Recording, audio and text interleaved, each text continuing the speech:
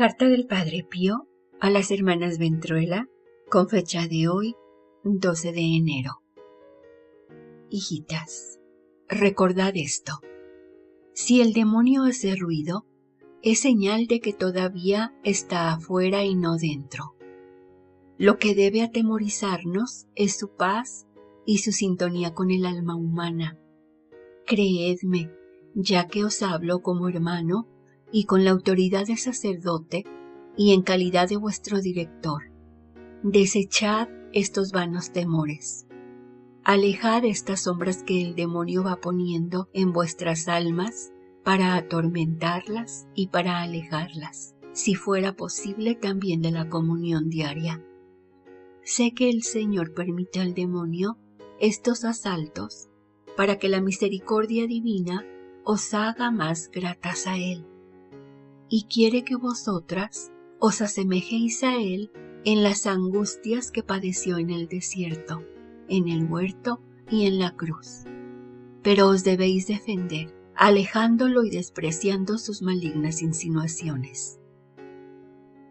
Reflexionemos esta carta.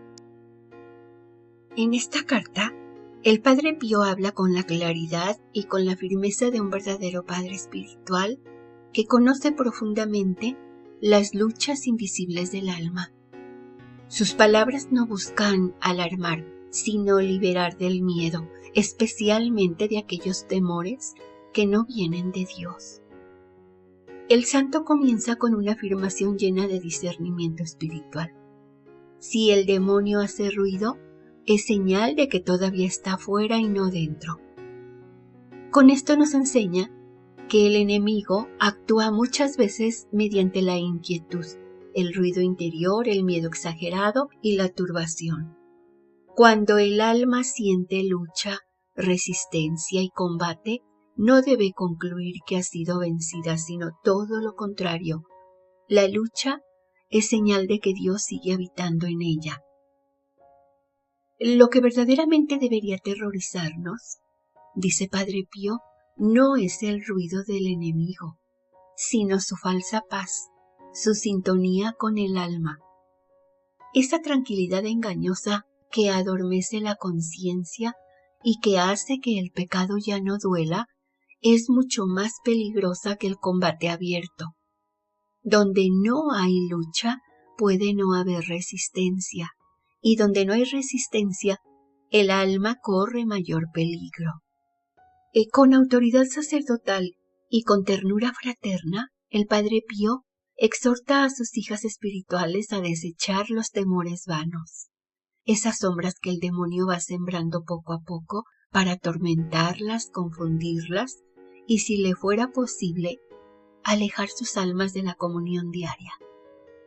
Aquí el santo pone el dedo en una herida muy concreta. El enemigo busca separar el alma de la Eucaristía, porque sabe que ahí está su mayor fortaleza. El Padre Pío aclara también que estos asaltos no son señal de rechazo por parte de Dios.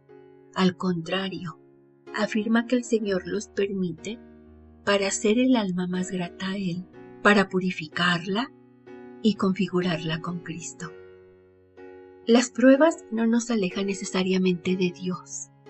Muchas veces son el medio por el cual Él nos hace participar más íntimamente de la vida de su Hijo.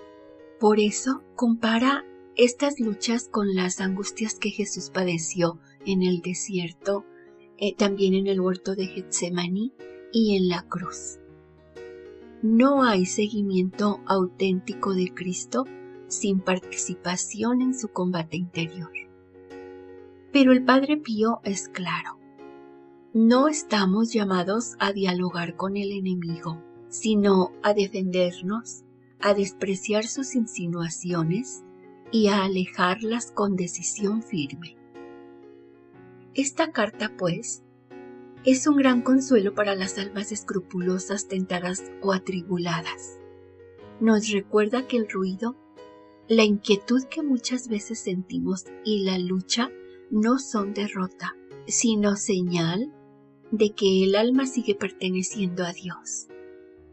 y nos invita a no ceder al miedo, a permanecer firmes en la gracia y a no alejarnos jamás de la comunión, aun cuando el combate sea intenso. Pidamos entonces al Padre Pío que nos enseñe a discernir, a confiar y a resistir con humildad, sabiendo que Dios permite la lucha, pero nunca abandona al alma que se refugia en Él. Amén, amén, amén.